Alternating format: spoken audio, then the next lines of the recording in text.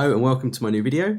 Just want to say a really quick thank you to everyone who liked and subscribed based off of my last video, the Hard Trance template, which I released a couple of weeks ago. Honestly, the feedback was out of this world, and it's just really kind of inspired me to carry on creating this kind of content surrounded around FL and Hard Trance. I wasn't expecting that kind of reaction, so thank you to everyone again. I hope to hear some new tracks based off of my template from you guys very soon. Now that I've finished with the Oscars acceptance speech, it's time to move on to what this video is all about. So here you are going to have a sneak preview of my unfinished track that I'm working on at the moment, and how I built the bass drop. Because I'm quite proud of it. I think it's all right. So the bass drop, just quickly for those of you who may not be sure what I mean, is the moment when the bass kind of transitions fully into the track, and it's essentially the start of the track, or where you would expect a DJ to swap bass lines and introduce your track when mixing into it. Now the reason why this is an important moment, not just in hard trance music for your track, but any other kind of most forms of electronic dance music anyway, is because it's usually the point at which the clubber will, or the person on the dance floor will first hear your track in the club or in whatever space they are currently occupying, whether it's a club or a forest or whatever.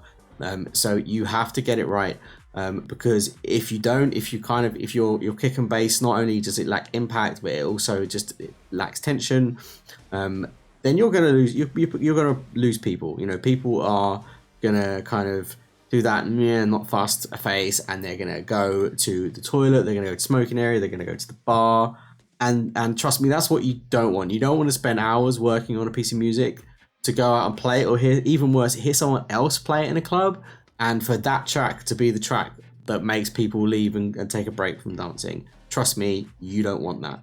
Of course, when it comes to just about anything related to music production, there is more than one way to skin this proverbial cat. There's more than one way to build a bass drop. I'm going to show you one way that I call the kind of stop and shock.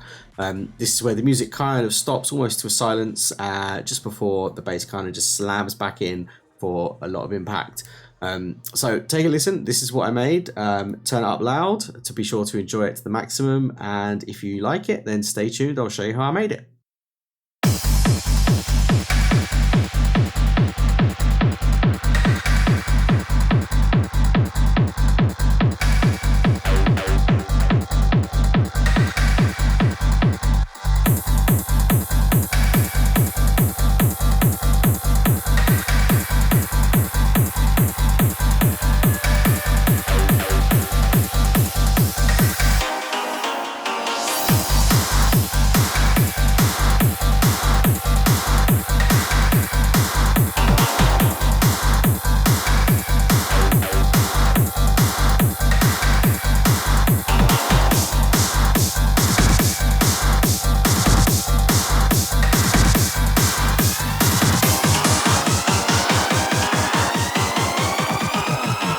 The darkness is coming.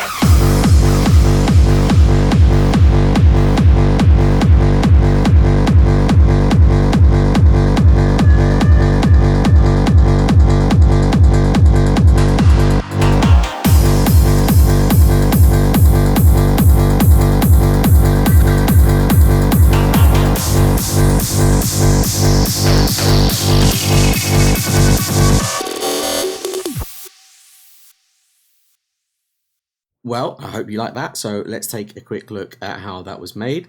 I used two plugins essentially to create that effect before the bass drop. This one here is called a Glitch by Illformed, previously D-Blue. It's available for free. All I've really done is I've used the stretcher effect, which is module 9 here. We combined it with some pitch shifting in this Grallion plugin, which follows it in the mixer chain here.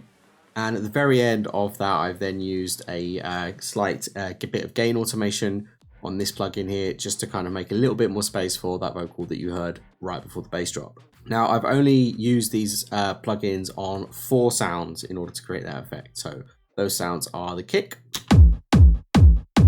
which you can hear there, the snare, which is there, a sound that I like to call the old school stab. Yeah, I went there. And the last sound that I used this on was this riser, which you can hear right now.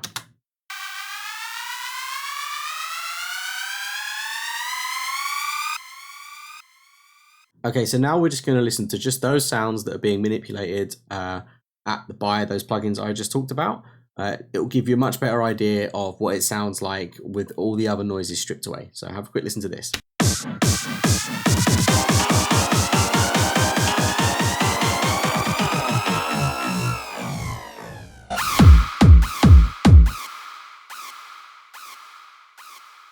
May have overdone it on the delay there. You may have noticed that there's no bass or percussion included in that. That's because I kind of filtered them out before it got to that stage because they didn't really work with what I was trying to do, and it's kind of made it a little bit too messy. Now let's take another listen, but this time I'm going to put the vocal back in as well so you can really kind of see the effect that that has.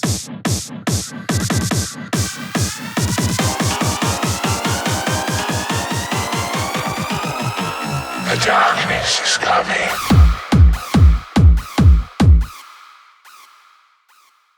Now, there's two things I would say that you should really make sure you have in place before you try a drop like this. Firstly, make sure that your kick and bass absolutely slaps. There's nothing worse than having that epic build up with a really lame kick and bass that just doesn't grab the listener. You know, it kind of goes without saying, I know, I understand that. So I'm going to assume that you're happy with your kick and bass if you're watching this. You just kind of want to look for an interesting way to kind of introduce the two together. The second and probably more important thing, however, when you're building your intro is that you want to be careful of your volume levels. Okay, and the reason for this is if your intro and your bass drop is essentially around about the same volume, then your track's just going to lack impact because there's no moment when it kind of slams in. There's no real introductory moment. The energy levels will be kind of constant, so people won't necessarily recognize that, oh, that was supposed to be a big drop, I'm supposed to go mental right about now. Just with simple volume automation can basically help you to do that. And here's a great example. This is basically what you listened to beforehand. This is what that waveform looks like when it's rendered. You can see here it's not the same level as obviously when the kick and bass drops at this point here, but even then, you know, the filtering and the kind of sound mangling that I do helps take it down.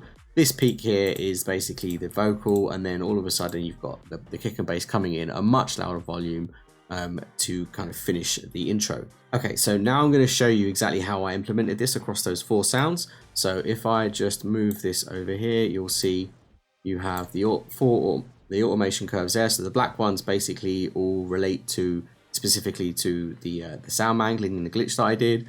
And each of the 4 sounds will have both of these, both a glitch 1 and an Auburn Sounds Grallion 2 as the very last inserts on their mixer track.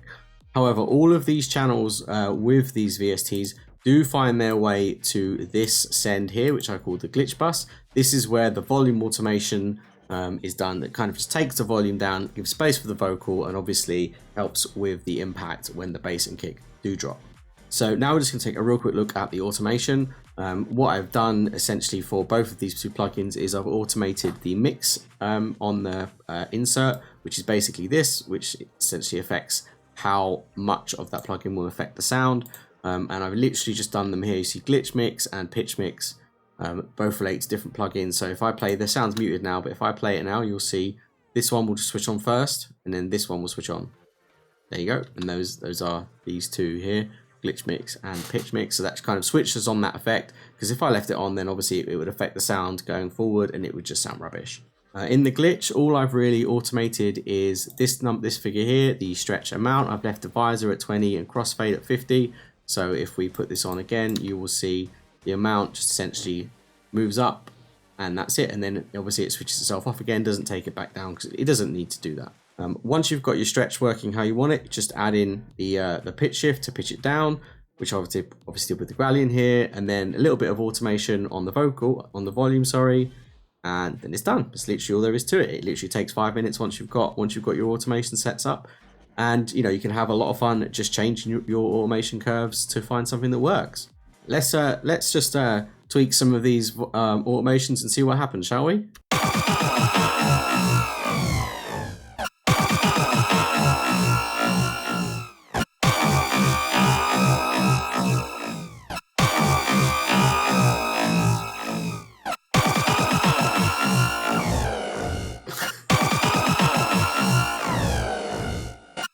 Okay, that is a bit much, but you get the picture. It's just finding something that works for your track. It's fairly easy, to be honest. And then once you've done that, you're pretty much all set. Now, I wish I was able to give you this project, but unfortunately I can't because I'm still working on it. This track isn't quite finished yet. Hopefully it will be in the next few days, and then I'll do a video showcasing the whole track. But what I can do is I can render some stems and keep the automation in there for you, because obviously these are free plugins, so you will be able to use those just by downloading them and installing them. I will include links in the description for where you can find these plugins. And here it is. Here you can see the project: stems, kick, bass, percussion, the old school stab, all of your effects, and the acid stab that's in there, and of course the vocal. To keep the sounds that I do not want to glitch separate to the ones that I do, at the bottom of the project here you'll find the sounds that are not affected by the glitch and that do not, basically this automation does not do anything to them. But I've put the 4 where it does in this part of the project here, just so that when you're playing with these, you know exactly what you're affecting and what you're not affecting. The project sounds pretty much identical. Have a quick listen.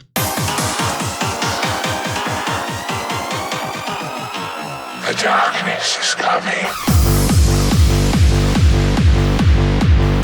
You know, feel free to resample my kick, resample my bass, my percussion, whatever you want. It's all here for you for free. Go crazy and go do some glitchy craziness. And that's it. That's all there is for this video. I hope you've liked it. If you have done, please subscribe, like, comment. Let me know in the comments box if you have any questions or suggestions on what you would like to see in the future. Thank you for watching, and I hope to see you again soon.